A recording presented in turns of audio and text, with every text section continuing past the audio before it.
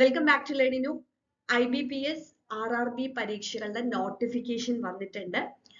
Officer scale 1, 2, 3 അതേപോലെ തന്നെ office assistant multipurpose ഇതിലേക്കൊക്കെയാണ് RRB എക്സാംസ് ഇപ്പൊ നോട്ടിഫിക്കേഷൻ വന്നിട്ടുള്ളത്. നമുക്ക് അതിന്റെ കൂടുതൽ ഡീറ്റെയിൽസ് നോക്കാം. www.ibps.in എന്ന വെബ്സൈറ്റിൽ നമുക്ക് അതിന്റെ ഡീറ്റെയിൽസ് എല്ലാം അറിയാനായിട്ട് സാധിക്കും. So let's see. So നമുക്ക് ആദ്യം important dates നോക്കാം.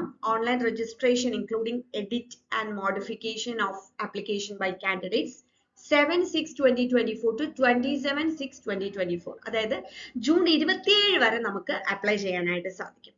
ഇനി payment of application fee and intimation charges അത് ഓൺലൈൻ ആയിട്ട് തന്നെയാണ്.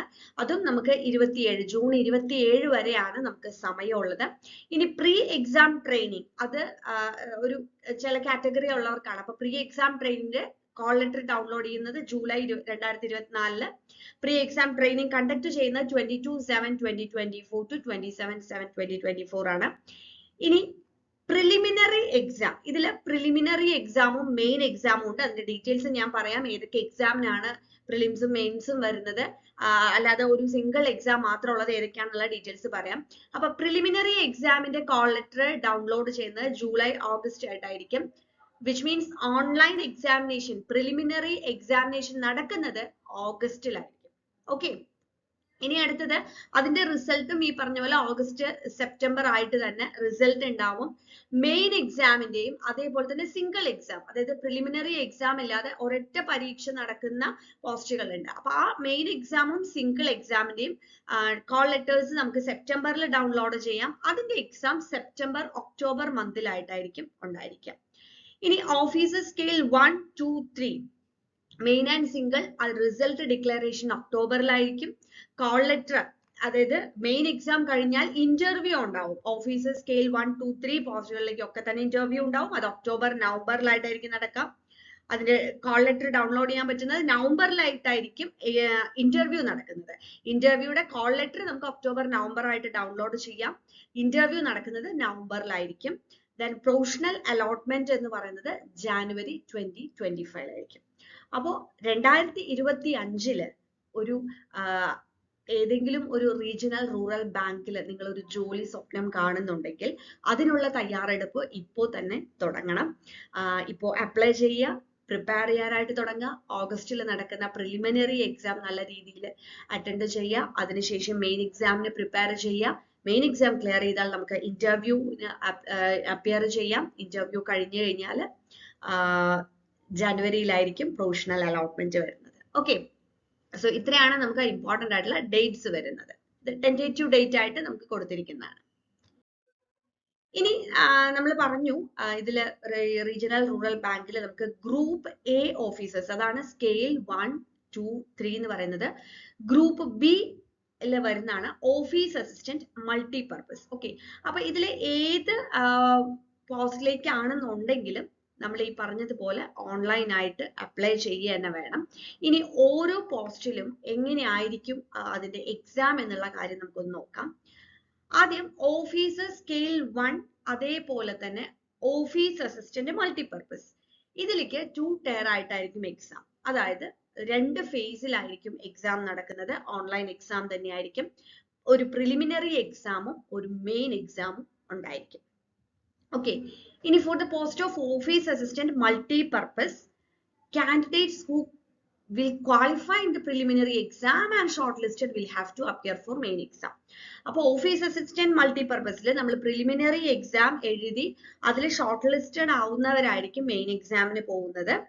ഇനി അവര് ആ മെയിൻ എക്സാം കൂടെ ക്ലിയർ ചെയ്ത് കഴിഞ്ഞാൽ ആ മെയിൻ എക്സാമിന്റെ മാർക്കിനെ ബേസ് ചെയ്തുകൊണ്ടായിരിക്കും റിപ്പോർട്ട് ചെയ്തിട്ടുള്ള വാക്കൻസീസിലേക്ക് അലോട്ട്മെന്റ് വരുന്നത്. They will be professionally allotted on the basis of the marks obtained by them in the main exam. അതായത് പ്രിലിമിനറി എക്സാം നമ്മൾ എഴുതുന്നത് അതിൽ നിന്ന് ഷോർട്ട് ലിസ്റ്റ് ചെയ്തവർക്കേ മെയിൻ എക്സാം എഴുതാൻ പറ്റുള്ളൂ. മെയിൻ എക്സാമിന്റെ മാർക്കിനെ ബേസ് ചെയ്തുകൊണ്ടായിരിക്കും നമ്മൾ റിപ്പോർട്ട് ചെയ്ത വേക്കൻസീസിലേക്ക് നമുക്ക് എന്ത് വരുന്നത്, പോസ്റ്റിംഗ് വരുന്നത്. അതാണ് ഓഫീസ് അസിസ്റ്റന്റ് മൾട്ടിപർപ്പസിന്റെ കേസ്. അടുത്തത് for the post of officer scale 1 അതിൽ നമ്മൾ ഈ പറഞ്ഞ പോലെ പ്രിലിമിനറി എക്സാം എഴുതി ഷോർട്ട് ലിസ്റ്റ് ആവുന്നവര് മെയിൻ എക്സാം എഴുതണം. അതിനുശേഷം മെയിൻ എക്സാമിൽ നിന്നും അഗെയിൻ ഷോർട്ട് ലിസ്റ്റ് ചെയ്തവർക്ക് കോമൺ ഇന്റർവ്യൂ ഉണ്ടായിരിക്കും. ഓക്കെ, കോമൺ ഇന്റർവ്യൂ ഉണ്ടായിരിക്കും. ആ ഇന്റർവ്യൂ കൂടെ കഴിഞ്ഞതിന് ശേഷമായിരിക്കും നമുക്ക് പോസ്റ്റിംഗ് വരുന്നത്. അപ്പൊ ഓഫീസർ സ്കെയിൽ 1 നമുക്ക് എന്തുണ്ടാവും? മെയിൻ എക്സാം കഴിഞ്ഞ ഒരു ഇന്റർവ്യൂ കൂടെ ഉണ്ടാവും. ഇനി officer scale 2 journalist and specialist കാറ്റഗറിയിലും അതേപോലെ തന്നെ സ്കെയിൽ 3യിലും ഒക്കെ സിംഗിൾ ഓൺലൈൻ എക്സാമിനേഷൻ ആയിരിക്കും. അവിടെ പ്രിലിംസും മെയിൻസും വരുന്നില്ല. അതിനുശേഷം അതിൽ നിന്ന് ഷോർട്ട് ലിസ്റ്റഡ് ആവുന്നവർക്ക് കോമൺ ഇന്റർവ്യൂ ഉണ്ടാവും. അതിനുശേഷമായിരിക്കും പോസ്റ്റിംഗ്. അപ്പൊ ഓരോന്നിനെ കുറിച്ചും നമുക്ക് കൃത്യമായ ധാരണ ഉണ്ടായിരിക്കണം. അതായത് ഓഫീസ് അസിസ്റ്റന്റിലേക്കും അതേപോലെ ഓഫീസർ സ്കെയിൽ 1 എങ്ങനെയാണ്, സ്കെയിൽ 2 എങ്ങനെയാണ്, സ്കെയിൽ 3 എങ്ങനെയാണ്, അപ്പൊ അതിനൊക്കെ എങ്ങനെയാണ് എക്സാം എന്നുള്ളതിനെ കുറിച്ചുള്ള ഒരു ധാരണ കിട്ടാൻ വേണ്ടിയിട്ടാണ് ഇത് ഡീറ്റെയിൽ ആയിട്ട് പറഞ്ഞത്. ഓക്കെ, ഇനി നമുക്ക് ഏജ് നോക്കാം, ഏജ് ലിമിറ്റ് നോക്കാം. Group B four office assistant multipurpose age limit എന്ന് പറയുന്നത് 18 years to 28 years ആണ്. Then group A for officer scale 1 assistant manager പോസ്റ്റിലേക്കാണെങ്കിൽ 18 to 30, for officer scale 2 21 to 32, and officer scale 3 senior manager പോസ്റ്റിലേക്കാണെങ്കിൽ 21 to 40 ആണ് വരുന്നത്. ഇത് general ആയിട്ടുള്ളതാണ്. ഇനി age relaxation വരുന്ന കാറ്റഗറീസിന് അവർക്ക് അനുസരിച്ച് ഏജ് റിലാക്സേഷൻ കിട്ടുന്നതായിരിക്കും. അപ്പൊ അതിന്റെ ഡീറ്റെയിൽസ് നമ്മൾ ഈ കംപ്ലീറ്റ് ആയിട്ടുള്ള നോട്ടിഫിക്കേഷൻ നിങ്ങൾക്ക് വെബ്സൈറ്റിൽ നോക്കിക്കഴിഞ്ഞാൽ നിങ്ങൾ ഏജ് റിലാക്സേഷന് എലിജിബിൾ ആണോ അല്ലയോ എന്നുള്ളത് നോക്കിയിട്ട് നിങ്ങൾക്ക് അപ്ലൈ ചെയ്യാം. ഇനി നെക്സ്റ്റ് വളരെ ഇമ്പോർട്ടന്റ് ആയിട്ടുള്ളതാണ് education qualification and post qualification experience. അപ്പൊ നിങ്ങൾക്ക് ഏത് എലിജിബിലിറ്റി, അതായത് എഡ്യൂക്കേഷൻ ക്വാളിഫിക്കേഷൻ ഉള്ളവർക്കാണ് അപ്ലൈ ചെയ്യാൻ പറ്റുക എന്നുള്ളത് നോക്കാം. ഫസ്റ്റ് ഓഫീസ് അസിസ്റ്റന്റ് മൾട്ടിപർപ്പസ് അല്ല bachelor's degree in any discipline from a recognised university or its equivalent. അപ്പോൾ ഏതെങ്കിലും ഒരു ഡിസിപ്ലിനിൽ നമുക്ക് ബാച്ചിലേഴ്സ് ഡിഗ്രി ഉണ്ടെങ്കിൽ അത് റെക്കഗ്നൈസ്ഡ് യൂണിവേഴ്സിറ്റിയിൽ നിന്നായിരിക്കണം നമുക്ക് ഓഫീസ് അസിസ്റ്റന്റ് പോസ്റ്റിലേക്ക് നമുക്ക് അപ്ലൈ ചെയ്യാനായിട്ട് പറ്റും. And proficiency in local language is prescribed by the participating RRBs. അത് പറഞ്ഞിട്ടുണ്ട്, ലോക്കൽ ലാംഗ്വേജ് പ്രൊഫഷ്യൻസി വേണം. പിന്നെ ഡിസൈറബിൾ ആയിട്ടുള്ള ഒരു കാര്യമാണ് വർക്കിംഗ് നോളജ് ഓഫ് കമ്പ്യൂട്ടർ. അത്രേ പറഞ്ഞിട്ടുള്ളൂ. സോ ഡിഗ്രി ക്വാളിഫിക്കേഷൻ ഉള്ളവർക്കൊക്കെ എന്ത് ചെയ്യാം? ഓഫീസ് അസിസ്റ്റന്റ് പോസ്റ്റിലേക്ക് ഓഫീസ് അസിസ്റ്റന്റ് മൾട്ടിപർപ്പസ് പോസ്റ്റിലേക്ക് അപ്ലൈ ചെയ്യാനായിട്ട് പറ്റും. പോസ്റ്റ് ക്വാളിഫിക്കേഷൻ എക്സ്പീരിയൻസ് ഒന്നും തന്നെ പറഞ്ഞിട്ടില്ല. അടുത്തത് ഓഫീസർ സ്കെയിൽ 1 അസിസ്റ്റന്റ് മാനേജർ ആണ്. അത് bachelor's degree in any discipline from a recognised university or its equivalent എന്ന് പറഞ്ഞിട്ടുണ്ട്. അതിൽ പ്രിഫറൻസ് കൊടുത്തിട്ടുണ്ട്. അതായത് degree in agriculture, horticulture, forestry, animal husbandry, veterinary science, agricultural engineering, pisciculture, then agriculture marketing and cooperation, information technology management, law, economics or accountancy, proficiency in local language is prescribed by the participating RRB, and desirable working knowledge of computer. ഇത്രയാണ് പറഞ്ഞിരിക്കുന്നത്. That means ഇത്രയും പറഞ്ഞിട്ടുള്ള degree ആണെന്നുണ്ടെങ്കിൽ അവർക്ക് കൂടുതൽ preference ഉണ്ടാവും എന്നുള്ളതാണ് പറയുന്നത്. ഓക്കെ, ബാക്കി പിന്നെ ലോക്കൽ ലാംഗ്വേജ് പ്രൊഫഷ്യൻസി അത് എല്ലാത്തിലും പറയുന്നത് തന്നെയാണ്. അപ്പൊ bachelor's degree in any discipline എന്നുള്ളതാണ് എസെൻഷ്യൽ ക്വാളിഫിക്കേഷൻ ആയിട്ട് പറയുന്നുണ്ടെങ്കിലും അവിടെ പ്രിഫറൻസ് പ്രത്യേകം എടുത്ത് പറയുന്നുണ്ട് എന്നുള്ള കാര്യം ശ്രദ്ധിക്കാം. സോ ഇതിലെ ഈ കാറ്റഗറിയിൽ ഏതിലെങ്കിലും നിങ്ങൾക്ക് ഡിഗ്രി ഉണ്ടെന്നുണ്ടെങ്കിൽ തീർച്ചയായിട്ടും ഇത് നിങ്ങൾ അപ്ലൈ ചെയ്യാം.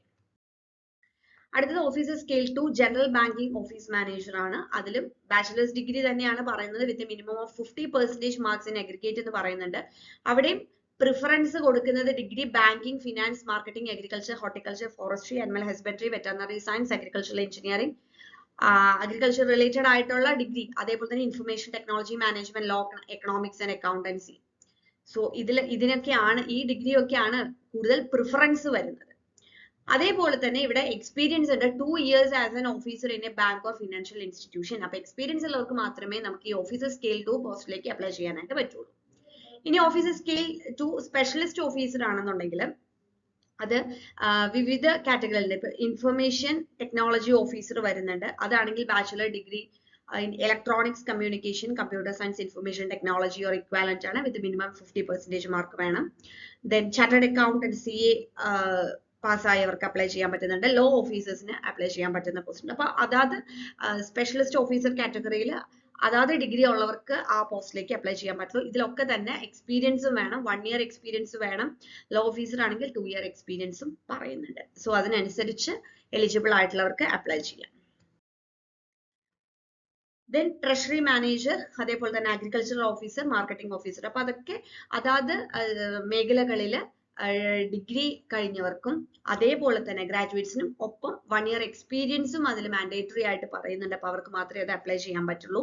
Then officer scale 3 senior manager എന്ന് പറയുന്നത് in bachelor degree in any discipline from a recognized university with 50% aggregate mark. അവിടെയും ഡിഗ്രി പ്രിഫറൻസസ് പറയുന്നുണ്ട്. അഗ്രികൾച്ചർ റിലേറ്റഡ് ആയിട്ടുള്ള കോഴ്സുകൾ, ബാങ്കിങ് റിലേറ്റഡ് ആയിട്ടുള്ള കോഴ്സുകളൊക്കെ തന്നെയാണ്. മിനിമം 5 years ഓഫ് എക്സ്പീരിയൻസും കൂടെ അതിനകത്ത് പറയുന്നുണ്ട്. ഇനി നെക്സ്റ്റ് ഇതിൽ ആപ്ലിക്കേഷൻ ഫീ വരുന്നത് ഓഫീസർ സ്കെയിൽ 1, 2, 3 ആണെങ്കിൽ 175 inclusive of GST for SC ST കാൻഡിഡേറ്റ്സിനാണ് പറയുന്നത്. then 850 for all others. Office assistant multi-purpose ആണെങ്കിൽ 175 for SC ST SM കാൻഡിഡേറ്റ്സിനൊക്കെ. then ബാക്കിയുള്ളവർക്ക് 850 rupees ആണ് വരുന്നത് ഇൻക്ലൂസീവ് ഓഫ് GST. സോ ഇതാണ് ആപ്ലിക്കേഷൻ ഫീ വരുന്നത്. അപ്പൊ അപ്ലൈ ചെയ്യാനായിട്ട് ഒഫീഷ്യൽ വെബ്സൈറ്റിൽ IBPSന്റെ വെബ്സൈറ്റിൽ പോയി നമുക്ക് അപ്ലൈ ചെയ്യാനായിട്ട് സാധിക്കും.